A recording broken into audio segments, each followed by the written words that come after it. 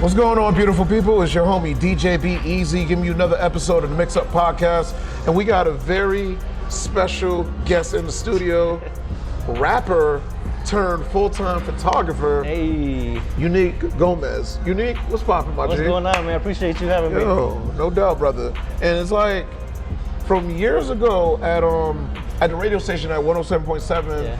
WFCS and CCSU. Yeah. We did an interview with the Juicy J Juice Bar. Yep. Big shout out to Josephine Joyner. And you did the camera work for that. And I'm like, yeah. Hold on. I know him. He looked familiar. Yeah. And it's just like, from that work from there, I'm just like, okay. Because I was looking at some transcripts from back in 2019. Yeah. We were communicating about work. Yeah, definitely. And dude, I respect what you're doing. I appreciate that. So, dude, what made you fall in love with photography? Man, it's like all the aspects. So I'm a creative at heart. Yes. And obviously you are. And I think any creative will tell you there's just something different. There's something different about having a creative mindset and mentality than your just normal average 9-to-5 worker. Like I want, not even saying it in a disrespectful way, but we're built different. I feel like we see things different. You know, the freedom of the mind. Because a lot of times with work, you're thinking like, okay, what I got to do from 9 a.m. to 5 p.m. But with this, it's always on whenever you feel like being on. Exactly. Creativity just doesn't shut down. Like me, I work a 9-to-5 still. Like not yet. When you're full time, we're getting there. Yeah. But still a blessing. My whole life, even as somebody younger, I was never content working a 9-to-5. Like I knew, I'm like, this ain't me. Like this is not what I'm here for. So for me to work a 9-to-5, I'm good at it. I'll do it. I'll make my money, whatever. But when I'm done with my job, I'm like, all right, now what do I do? Like I can't just go home and sit there and watch TV the rest of the night. Like I have to be doing something. Like my mind is too, like even right now, like I think before I talk. Like I could be talking and know what I'm gonna say after that, because that's that creativity. It's like something in the brain somewhere. It's like organized files with just, okay, this is how we're gonna get this project out. This is how we're gonna get that project. And even the conversation alone could be a project. Yeah, like you got two drawers open at the same time. Oh my Lord, man. So dude, okay, was it like outside scenery, like of nature or whatever, or people and looking at the personalities of people? What captured you into your first photo shoot? So the way I got into photography more was I actually started with video, which I do both. I do video and photo. Nice. I started with video first, and I was good at it. And I'm a quick learner. I'm a real hands-on learner. I'm not a school person. I can't sit there and watch you teach me something. I have to do it myself. So YouTube University, Google, like I'm on the internet, like I'm gonna learn this myself, because I'm gonna be better than you just pay $50,000 and I'm getting paid the same amount of money, and I just taught myself how to do it. Independence of the mind. So I started with video, and after a while of doing it, I'm like, okay, I'm not getting that many video jobs. It was more just me vlogging, because that's how I learned how to do video. I'm like, vlogging, you can find some old stuff on YouTube. I'm an idiot. Like I just record stupid stuff. Dude, but you know what? That's the personality, man. That's what keeps you get the juices. One day, it just clicked in my head. I'm like, look, this camera is meant for photos too. So why not try out some photos? And it literally just came down to shooting whatever I was about, whether it's nature, people, whatever.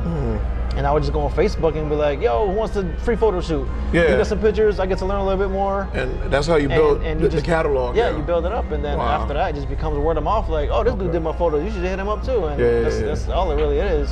Dude, that's dope. It just started off as, okay, I'm gonna blog some stuff with this professional camera that does video, but then you're like, hold on. Like, I can do photos. Photos with this thing too? That's what the camera's for? Yo, that's the reverse, but it's cool because it came when you really needed it and whatnot. Creatively. We're gonna shoot into the musical hip hop beginnings and why you started the music and why you ended the music. All right, we're getting into it. All right, so music. Honestly, like a lot of people, music is like their life. Music is my life. To this day, music's never gonna be out of me. It's always gonna be part of it. My whole arm is music. Like, wow, can they show? Can they see that on the camera? I'm gonna have to zoom in into that one. Yeah. But man, music is my life. I listen to pretty much most genres. More than anything, I'm a hip hop and R&B head. And it's funny. I was just talking to somebody about this recently.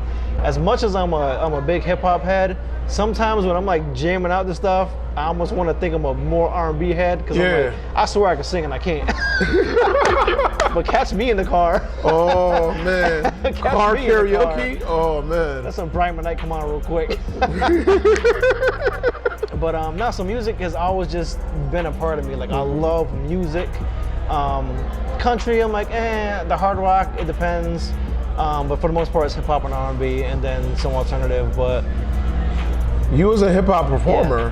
Yeah. So I started writing when I was probably like 14 years old. And I'm talking about half the people, I don't know who's watching these, we're on cassette tapes. Listen. Yo. And listen. Come on. He knows what it is. Come on. He knows what it is. So we used to rap in. Matter of fact, it was Josephine's brother. We was like this back then. Word. And we used to be down in their basement. She was upstairs in her room, and we didn't even have a microphone. But back then, like the boom boxes and stuff, you could plug a pair of headphones into the microphone jack. On one side, it would turn into a microphone. People didn't realize that. Yeah. It wouldn't sound that great, but we got our point across. Now the science of it, and then also, it's like, especially if you had those double deckers where you go have one tape running with the beat, and then have one recorded. And your mic, your voice, that was the first. I used to half press the pause button because it sounded like you were mixing. But I learned all the tricks. I'm telling you, boy. Oh man. So I started writing back then, and I didn't take it too serious. Like it wasn't like, I'm gonna be a rapper when I grow up. But I did.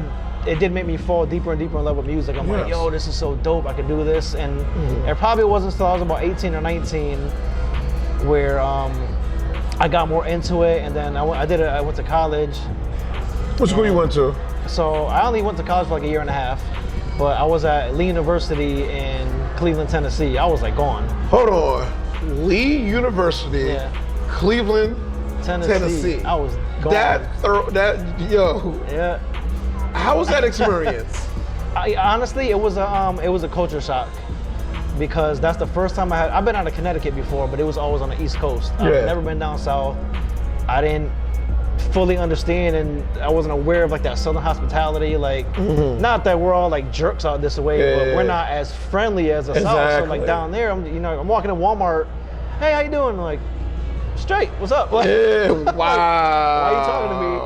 So the biggest thing that made me realize it one day, and it was cool because even older generations can be really cool in the South. Like people love you can have your certain people, but they love people out there, which I love. I'm a people person. So you remember when Jadakiss had that song "Why," and everybody had that white T-shirt with the black Y across.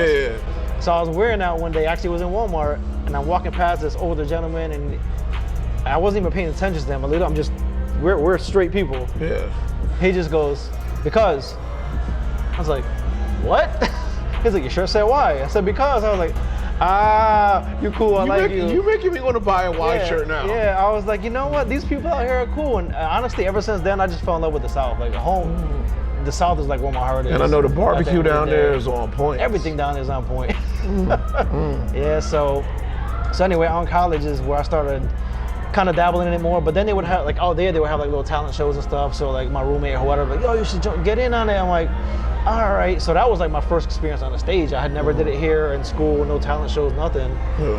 And being on stage is where I was more comfortable on stage than I was in a booth. Like there's something about the presence of being on stage, and when you could see people actually enjoying what you're doing, you're like, yo, this is nuts. I'm like, they don't know me, they don't know my lyrics, but they're vibing with me, and this is amazing. And then if you get that love when you get off stage, like, yo, that was dope or whatever, it boosts your not ego, but like your confidence is just, the sureness of yourself, So that's a great thing. So I only lasted 3 semesters out there. I came back to Connecticut, and at that point I was like, yo, we gotta do something with this music. We gotta get into it. So that, I want to say this was like 2007 2 or 3-ish where I stepped foot in the studio for the first time in my life. And I still got the Which studio was it? It's not there no more. It was downtown New Britain, Connecticut. It was called Trinity. And Trinity on Main, or? No, not Trinity on Main. But it was just called Trinity. It was just Trinity Studios, yeah.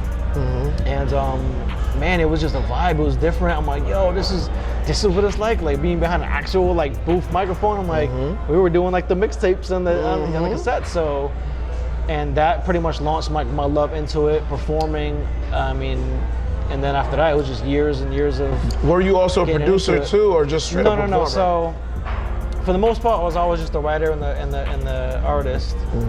And it wasn't until probably like my mid to later 20s, probably later 20s actually, where I got into the engineering side, because I'm real anal about anything that has to do with me. Like, it got to be done right. Yes. I'm like, listen, my name's on it. It got to be done right. I don't want to. I might spit a fire verse, and then the way you engineered it made it sound like crap. I'm like, I gotta learn how to do this myself. And on top of that, when you're at somebody else's studio and somebody else's engineer, you have to wait on them. Like, my stuff is done, but now I gotta wait for you to finish it. I don't like that aspect either, so I'm like, I guess I'm gonna teach myself how to engineer. So I ended up getting what I needed to get, and I put my own booth in my own house, and I'm like, I'm doing it on myself now. And that's how it's still there. In the music. No, but one of my boys does have it. You actually met him, Ralphie Rodriguez. Yo, big shout out to Ralphie, a phenomenal singer. Yeah, he will be on the show soon too. Yeah, you know, that's my boy, that's my brother right there. Yeah. And it's funny because I didn't give it to him. When I gave it to him, I was like, you just holding it just in case I ever might want to spit something again. But it's been like 5 years he's had it. And then he's been capitalizing on it like crazy. Definitely. And you can tell he's been working. Yeah. No, Ralphie's a beast. Ralphie Rodriguez looked him up for sure. Yeah, he phenomenal R&B singer. You know, cool with karaoke, but also amazing wedding singer. Yeah. Amazing wedding singer. Yeah, definitely. So, so that's how I got into like the heart of music. And Rafi was the last artist I actually worked with. We were just a duo. The name of the group was Architects. It started bigger, but then you get schedules in the way and whatever, life in the way and stuff like that. It dwindled down from 4 to 2. And I was like, all right, Rafi, let's do this. It's just me and you now. And honestly, bro, that was like the best music years of my life. Like the time I worked with Rafi, because we grinded hard. We were like Connecticut, Boston, New York, Pennsylvania, Ohio. Like, we were everywhere, because you're not gonna get love just in your own state. You have to get out of your state. It doesn't matter where you're from. You gotta travel. So we traveled a lot. And the older I got and the more we were kind of getting into it, that's when it started dying down for me, actually, which is weird to say, because usually that's like, oh wait, we're making it. What it was for me was like, you know, I got a family. And shout out to my wife. Like, my wife was devastated when I retired. She wasn't like, yeah, you should do it. She was like, but do you want to? Wow. Yeah. She to this day, when we're all together, she's like, what's up with a reunion? And she appreciates the music. But now, like, I got a family. Like, I wasn't getting any younger, and honestly, with music, it's a lot of out of pocket.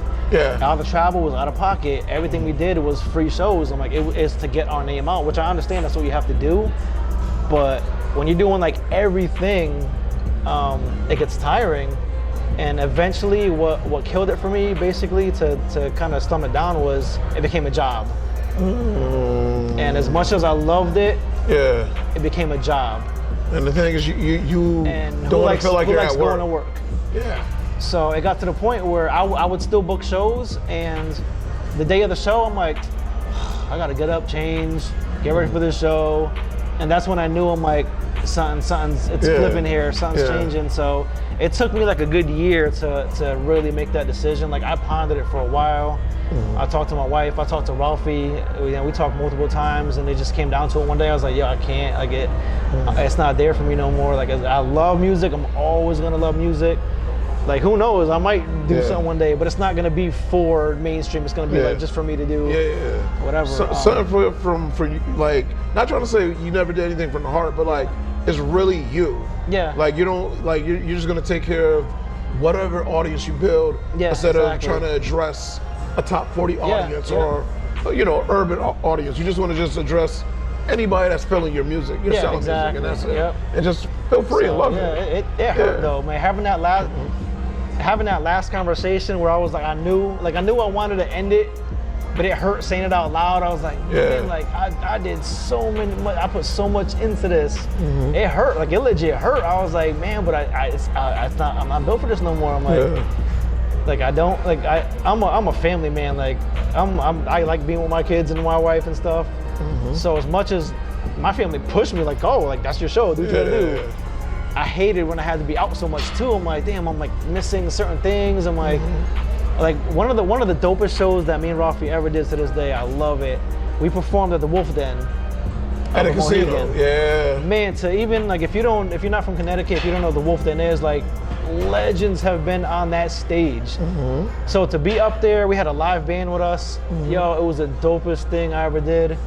The dopest show, and the time we did it, the night we had that show, it was my youngest son's first birthday. I'm like, man, we're about to miss his first. Like, he's 1, so he's not gonna remember. But like me, I'm like, but still, like I'm gonna remember. So as dope as the thing it was, like I'm telling, that night was just adrenaline. But I was like, man, it wasn't there for his first birthday. I'm like, but I was doing what I loved. So it's finding a good balance is like a must in anything you're doing, basically. Exactly. Because there's some people that like on Christmas Day they work it. And there's no way around it. And it could either be a retail worker or an NBA basketball player or whoever that's performing. But the thing is, you're missing that time with your family. So that's you know, that's the balance of it and whatnot. But that's pretty much how I got into what I'm doing now. So, you know, once I made that decision to like retire or whatever you want to call it, I got bored really fast because I was literally just working. Then I was home, and I'm home like, what am I doing? Like, I have to do something. I can't just sit here. And at the time, it was like YouTube. Everybody's on YouTube. We watch YouTube. And I started watching like random, you know, vloggers and stuff like that. I was like, that can't be that hard. They're just people are making money just making videos. Dude. So I started doing it with my phone, and I downloaded some free program just to learn how to edit and stuff. And once I decided, I'm like, I'm actually getting good at this. Let me try to get a camera. I'll get an actual like good editing program. So I started doing more with my camera, doing the vlogs, and then we lead right back into, all right, now I should do a photo too. And now here we are today, CenterPoint Visuals, man. What's the biggest photo gig you got so far? So I like to be very well-rounded. I know a lot of people stick to a certain, you know, portraits or weddings or events or this or that. I honestly love doing all of it. So if you're looking for a photographer, I'm like, oh, what you need? I got you. The passion. So I don't even want to say one of the biggest. I think one of the dopest for me, because I'm a music head, was I got to shoot a concert this past summer. It was all 90s artists. The headliner was Vanilla Ice, but it started with Kumo D. All For One was there. Bobby Brown was there. Blackstreet, and then I ended with Vanilla Ice. But I literally like had a photo pass. I got to be at the venue shooting photos, and I got some amazing photos that day. I'm like, dude, I would love to meet Bobby Brown too. So I didn't meet Bobby Brown. I met All For One once in the past, just a couple years ago actually. And honestly, yo, they're real cool dudes. Like, yo, shout out to Delius, the lead singer. Like, we're like legit friends at this point. He's cool as hell. So. Like when they got off stage, I was like, yo, what's up? They had us backstage. It was cool. And same with Vanilla Ice. Yo, Vanilla Ice is a real cool dude. Like, I don't follow him like that. Like, it is what it is. But yo, he's like the most down to earth, humble. Like, he loves his fans type of thing. Like, did that shock you? It did, because you never know how an artist is gonna be.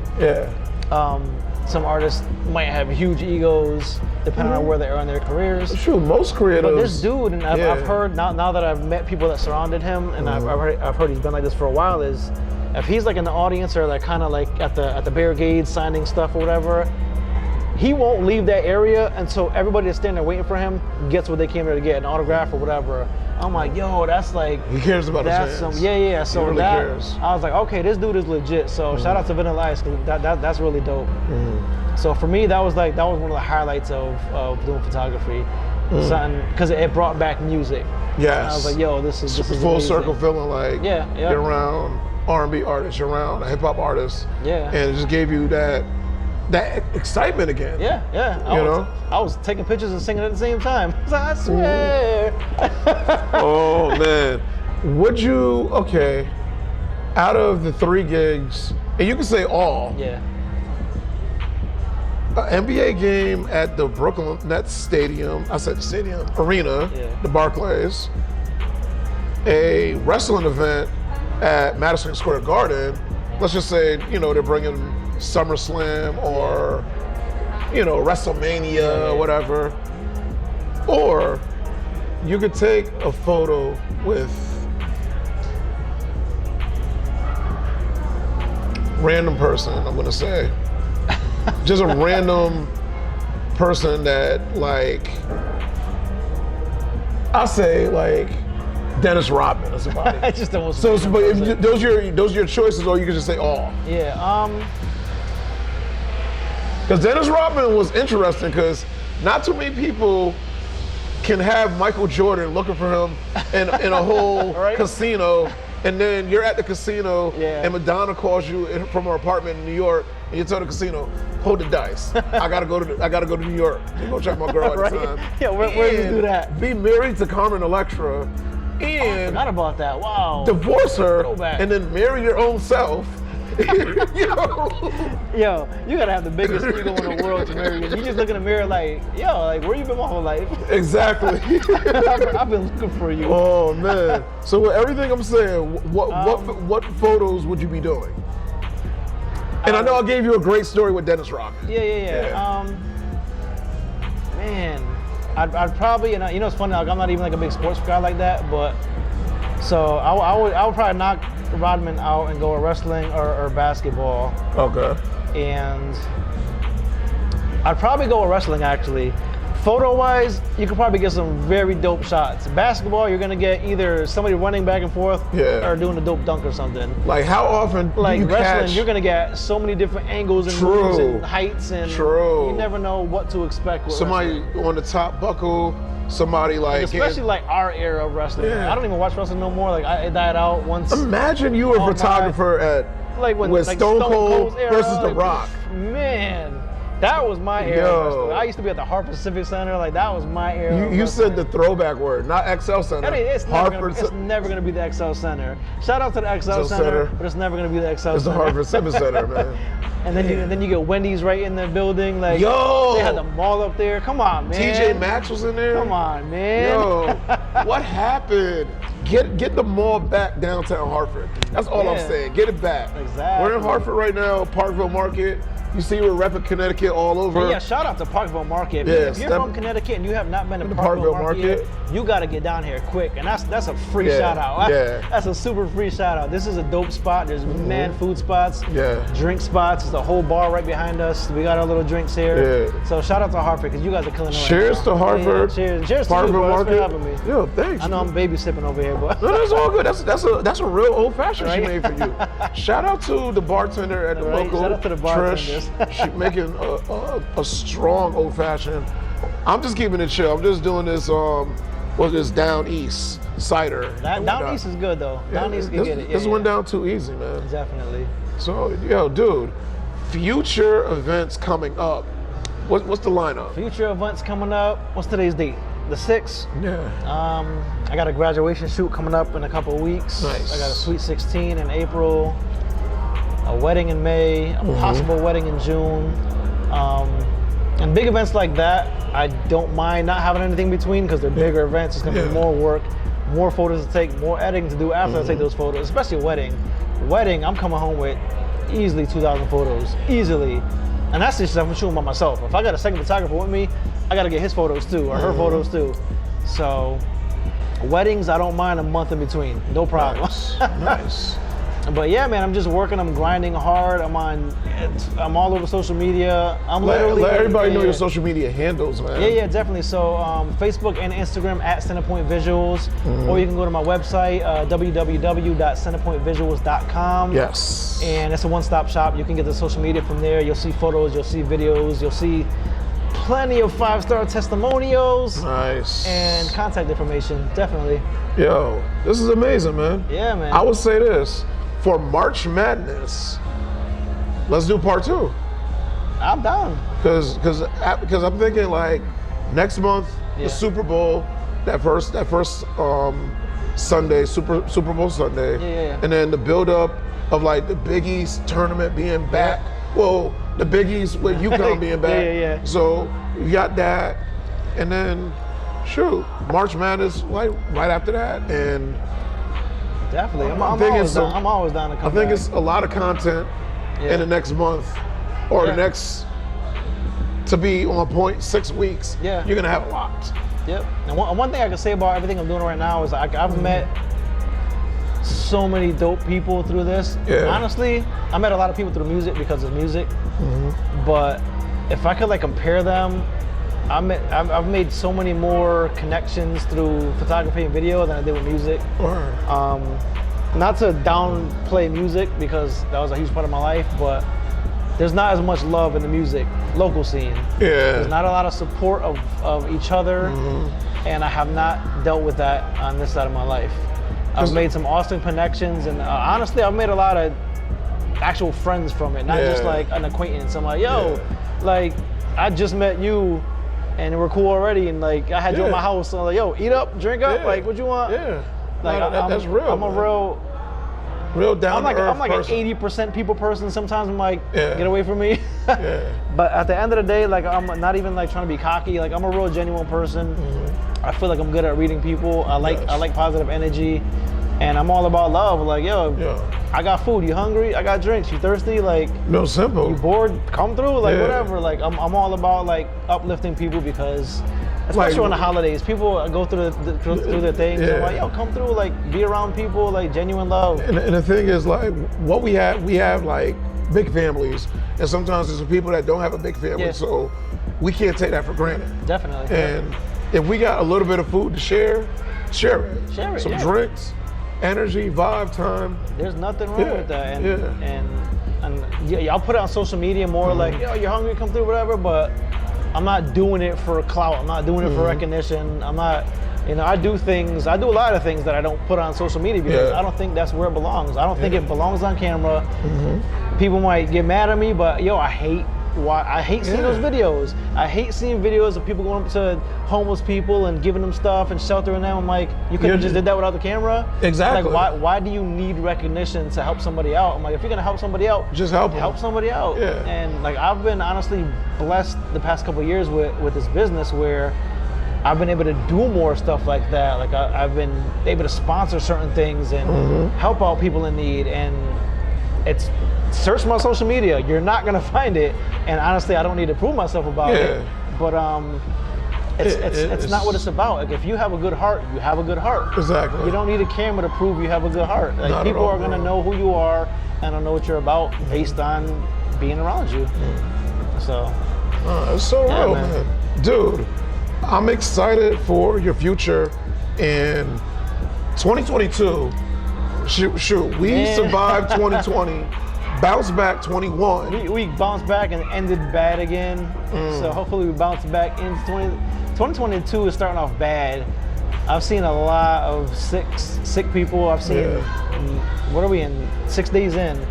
I've probably seen like 4 untimely deaths already. Like it's been a rough 2022 for a lot of people that I've seen. So my theory on a lot of these major things that happen in the world, it takes 2 years to recover.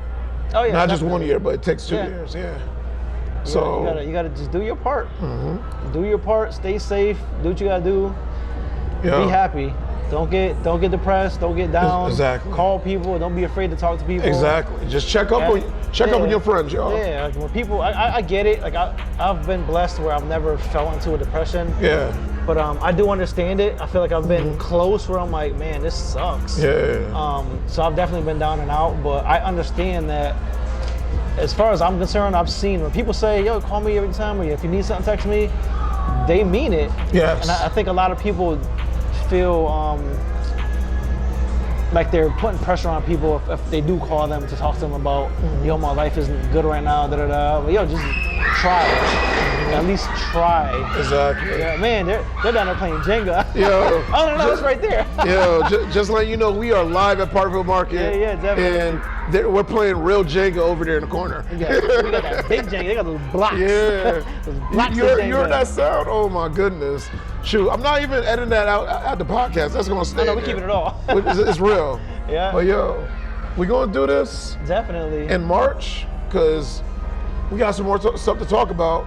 But whatever you guys do for this weekend, peace, blessings, be safe, take care of yourself, take care of one another, and just truly stay safe and aware of where you're at. Right? Definitely. Make sure you put your social media too. Oh yeah. Get your information out there. Yeah, you can find me at DJ_B_EZ, DJ Be Easy on Instagram, same DJ_B_EZ on Twitter. Easy Entertainment on the Facebook, and just pretty much also the YouTube channel, the Earl Be Easy channel. That's EARLE B-EZ on YouTube, and you can find this podcast, the Mix Up Podcast. So yeah, we out here, man. That's good. We business people. Yes, we businessmen. That's what we do. We about our business. Shoot. If we're not about our business, who is? Exactly. So we got to keep that energy rolling. But again, contact us. Definitely. Peace and blessings. Be safe on your weekend. And we'll be back next week for more Mix Up Podcasts. Be easy. Peace and blessings, y'all.